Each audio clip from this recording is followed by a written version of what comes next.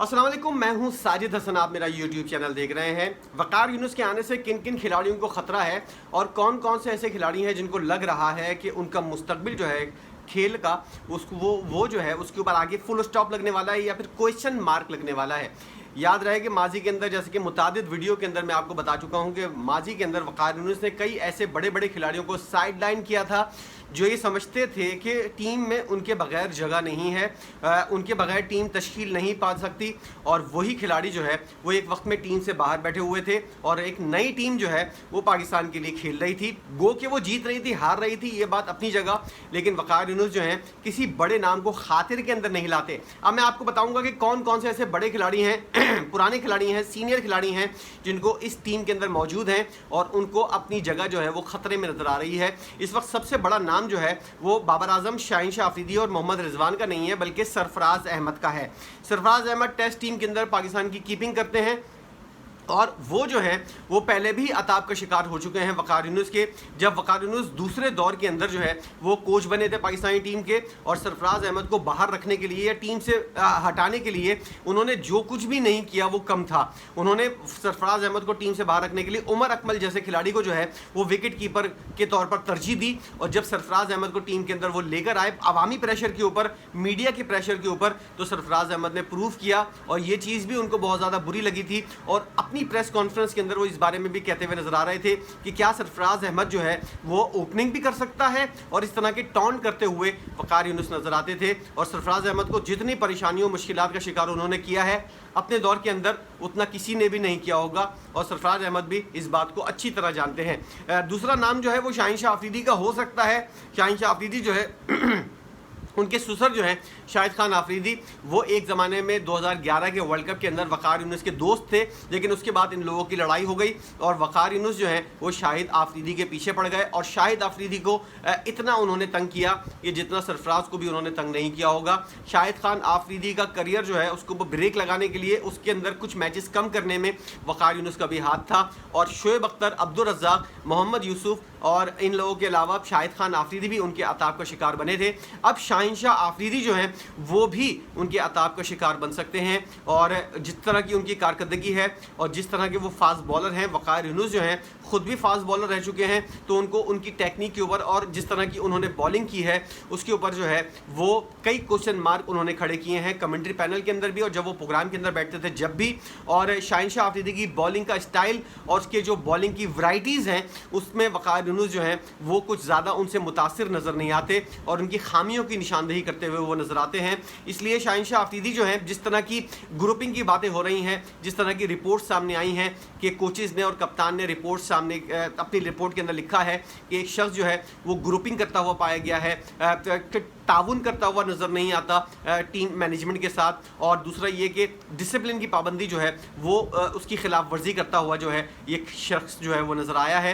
तो वकार यूनुस जो है पूरे अपने छुरी कांटे जो है वो सब तेज़ करके जो है वो जिसके पीछे पड़ेंगे वो दूसरा नंबर जो है वो शाहिनशाह आफरीदी का हो सकता है सरफराज अहमद के बाद। और बाबर आजम भी उनसे कोई बचे हुए नहीं होंगे। बाबर आजम भी आने वाले दिनों के अंदर जो है अपनी नाकिस कप्तानी की परफॉर्मेंस और अपनी खुद की परफॉर्मेंस जो है उसके ऊपर भी वकार यूनुस की तनकीद का निशाना बनेंगे और उनके गुस्से का भी निशाना बनेंगे, क्योंकि वकार यूनुस जो हैं वो मिसबाह-उल हक के साथ मिलकर जिस तरह की कप्तानी उन्होंने, जिस स्टाइल की कप्तानी जो है वो मिसबाह-उल हक को सिखाई थी उन्होंने, और मिसबाह-उल हक के ऊपर जो है वो छाप लग गई थी कि ये टुक टुक खिलाड़ी है। कप्तानी के अंदर भी वो ऐसे फैसले करता है कि जिससे डिफेंसिव मोड का जो है वो पता चलता हो।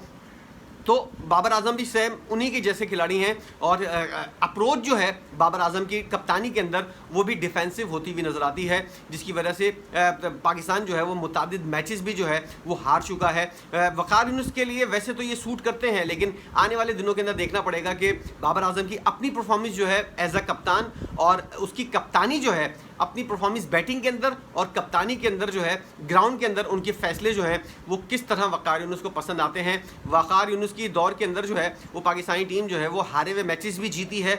अब बाबर आजम जो है वो जीते हुए मैचेस हार रहे हैं, तो इसको कैसे वकार यूनुस जो है वो तब्दील करेंगे। और सबसे पहले तो ये वाला फैसला वो पहले ही कर चुके हैं कि T20 की कप्तानी जो है किसी नए खिलाड़ी को, यंग खिलाड़ी को दी जाएगी। इस तरह बाबर आजम की कप्तानी के ऊपर भी खतरा है। T20 फॉर्मेट के अंदर गो के मोहसिन नकवी साहब ये वाली बात कह चुके हैं पूरे स्टाफ को, तमाम लोगों को, कि जब तक चैंपियंस ट्रॉफी नहीं होती वनडे फॉर्मेट के अंदर जो है वो बाबर आजम कप्तान रहेगा। लेकिन T20 की कप्तानी जो है बाबर आजम की यकीनी तौर पर ख़तरे में नज़र आ रही है। और बाबर आजम ख़ुद भी अब बहुत मौक़ों के ऊपर बोलते हुए नज़र आए थे कि अगर मुझे कप्तान बनाना है तो तमाम फॉर्मेट का बनाना है, वरना मैं कप्तानी नहीं करूँगा। अब इम्तिहान है बाबर आजम का, क्या वो T20 से कप्तानी अगर उनकी ली जाती है तो क्या वो अपनी कप्तानी को जारी रखेंगे वनडे फॉर्मेट के अंदर, या फिर वो तमाम कप्तानियों से जो है वो जान छुड़ाकर एज अ बैट्समैन जो है वो खेलते हुए नजर आएंगे। लेकिन अच्छे दिन बाबर आजम के भी आने वाले दिनों के अंदर नज़र नहीं आ रहे। और रिजवान जिनके बारे में कहा जाता है कि वो जो है उनकी बैटिंग का स्टाइल जो है और ख़ास तौर पर ओपनिंग T20 फॉर्मेट के अंदर वो किसी भी तरह सूट करते हुए नज़र नहीं आते। वक़ार यूनुस ने ख़ुद भी कई दफ़ा इस बात का इज़हार किया है कि मोहम्मद रिजवान जैसा खिलाड़ी जो है वो ओपनर कैसे आ गया है, उसके ऊपर भी उन्होंने कई सवालिया निशान लगाए थे, कई उन्होंने खामियां बताई थी और बताया था कि पाकिस्तान का ओपनिंग डिपार्टमेंट जो है वो इन दोनों खिलाड़ियों यानी कि बाबर आजम और मोहम्मद रिजवान की वजह से T20 फॉर्मेट के अंदर जो है वो शदीद बहरान का शिकार है। और ये दोनों खिलाड़ी जो हैं वो पावर प्ले का जिस तरह गलत इस्तेमाल करते हैं, वक़ार यूनुस किसी भी तरह जो है मोहम्मद रिजवान को भी बख्शते हुए नज़र नहीं आएंगे। और आने वाले दिनों के अंदर इस हवाले से भी कोई बड़ा फैसला वक़ार यूनुस करते हुए नज़र आएंगे। उन्होंने आते ही बहुत से मामलात के अंदर जो है वो अभी हाथ डाल दिया है। और कप्तानी बेशक वक़ार यूनुस का काम नहीं है कप्तान बनाना, लेकिन उनकी राय जो है वो इंतहाई अहमियत की हामिल है। गैरी क्रिस्टन और जेसन गिलिस्पी उनसे ज़रूर राय लेंगे और उनके कहने के ऊपर ही जो भी कप्तान बनेगा वो बनाया जाएगा। और बहुत बड़े बड़े फैसले, तमाम बड़े फैसले क्रिकेट के जितने भी हैं वक़ार यूनुस करते हुए नज़र आएंगे। और इनके अंदर जो है वो हमको आने वाले दिनों के अंदर जो है वो तेज़ी भी नज़र आएगी और उसके मनफी असरात जो हैं जैसे कि माजी के अंदर पाकिस्तानी टीम के ऊपर पड़ चुके हैं, इस दफ़ा भी टीम के अंदर पड़ते हुए नज़र आएंगे।